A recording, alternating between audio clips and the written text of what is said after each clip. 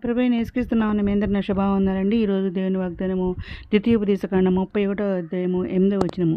నీ ముందర నడిచివాడు యెహోవా, ఆయన నీకు తోడయుండును, ఆయన నిన్ను విడువడు, నిన్ను ఎడబాయడు, భయపడకము, విస్మయమందకమని ఇశ్రాయేలు అందరూ ఎదుట అతనితో చెప్పాను అనే వాగ్దానం ఇచ్చిన పరిశుద్ధాత్మలు అర్ధరాత్రి లేచి ప్రార్థన చేసి స్తుతులు చెల్లించి మళ్ళీ ప్రార్థన చేసి దేవుడు అన్నప్పుడు దేవుడి వాగ్దానం చేయించారండి. వెంటనే స్టేటస్ పెట్టిన చూడండి ఇక్కడ. అవునండి, దేవుడు మరి మన ముందు నడుస్తానంటున్నారు, మరి ఇశ్రాయేలు కావాలి కాస్త అన్నారు, ఆయన మనకు తోడుగా ఉంటా అన్నారు, ఆయన మనల్ని ఎడబాయడు అంటున్నారు, భయపడవద్దు అంటున్నారు. ఇది ఈ వాగ్దానం మరి గత 2 నెలల క్రితం అండి స్వరం ద్వారా మాట్లాడారనమాట. నీ ముందు చూడే నీ తోడే ఉంటా, నేను భయపడదని చెప్పేసి మాట్లాడారనమాట. దాన్ని మళ్ళీ ఇప్పుడు కూడా ఇస్తున్నారనమాట. నువ్వు భయపడద్దు అంటున్నారు, నిబ్రంగులు ధైర్యంగా ఉండమంటున్నారు. నువ్వు ఈ అనారోగ్యం తగ్గదనుకుంటున్నావేమో, ఏ వేదనలు దుఃఖంలో తక్కువ అనుకుంటున్నావేమో, నేను నీకు తోడుగా ఉన్నాను, నీ ముందు నడిచేది ఎవరంటే నేను, నువ్వు భయపడద్దన్నారు, వారిని చూసి దిగులు పడద్దన్నారు, నీతో కూడా వచ్చి నీ దేవుడని యెహోవా అంటున్నారు, ఆయన నిన్ను విడువడు, నిన్ను ఎడబాయడు అంటున్నారు.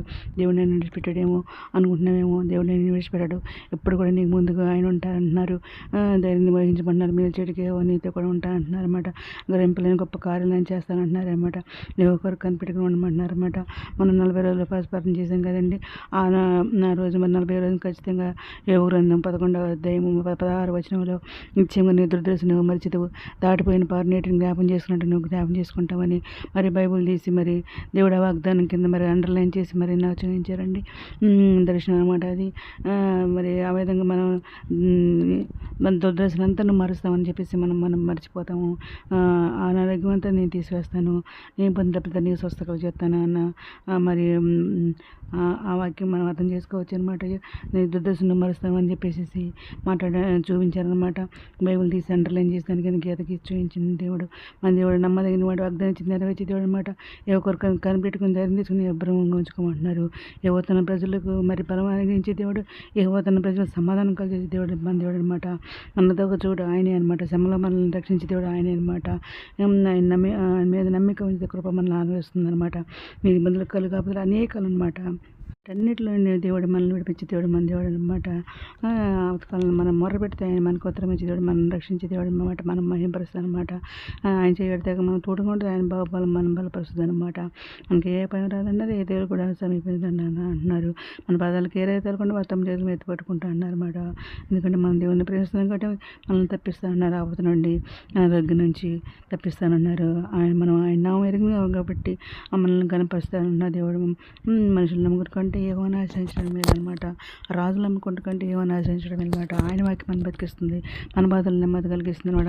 నేనైతే మరి బైబుల్ మొత్తం కంప్లీట్గా రాశానండి. దేవుడి కృప వలన, ఆయన దయ వలన మనం రాయగలిగాం అనమాట. అందుకని మనం ఏ పని రాకుండా మనల్ని కాపాడే దేవుడు. మనం ఇంకా 40 రోజులు ప్రార్థన చేస్తున్నాము. ఇంకా ప్రతిదినము కూడా స్తుతియాగం చేస్తున్నాము, బైబుల్ రాస్తున్నాం, బైబుల్ చదువుతున్నాము. ఈ విధంగా చేస్తున్నాం కాబట్టి ఆయన మనల్ని ఎప్పటికీ కూడా ఎడబాయడు అనమాట. అతనికి మొరపెట్టేవారు అందరికీ నిజంగా మొరపెట్టేవారికి ఆయన సమీపంలో దేవుడు అనమాట. బాధపరిచేవారికి ఆయన న్యాయం తీర్చే దేవుడు, ఆకలికున్న వారికి ఆహారం తెచ్చేసి దేవుడు మన దేవుడు అనమాట. సమస్యల వారు బలం ఇచ్చేవాడు, ఆయన శక్తిని బలాభివృద్ధి కలగజేసేవాడు దేవుడు మన దేవుడు అనమాట. ఎవరి సైతాన్ని మీద ఆనుకోండి వారిని పూర్ణ శాంతి కాపాడే దేవుడు మన దేవుడు అనమాట.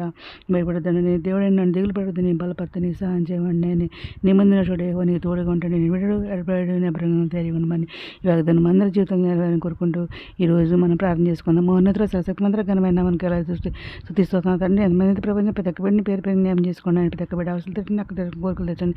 చండి బిడ్డలు మంచి అరిగిండి, విద్యాశాలు దేవుడు, నిరుద్యోగులు ఉద్యోగాలు తెచ్చండి, ఆర్థిక పరిస్థితుల వారికి ఆర్థిక సహాయం తెచ్చండి, అనారోగ్యం స్వస్థపరచండి, వేదన దుఃఖం తెచ్చుకుని వారిని లేవుతండి, రక్షణ రక్షణ మనసు దయచేసి మీరు రాని మీరు వచ్చారు, మీ అందరూ సత్పంట ప్రోత్సాహం నేత ప్రజలను బాగా దయచేయమని మా ప్రభు పీరక్షణ యేసుక్రీస్తు ప్రసిద్ధమైన అడిగి పెట్టుకుని ప్రార్థిస్తాం తండ్రి.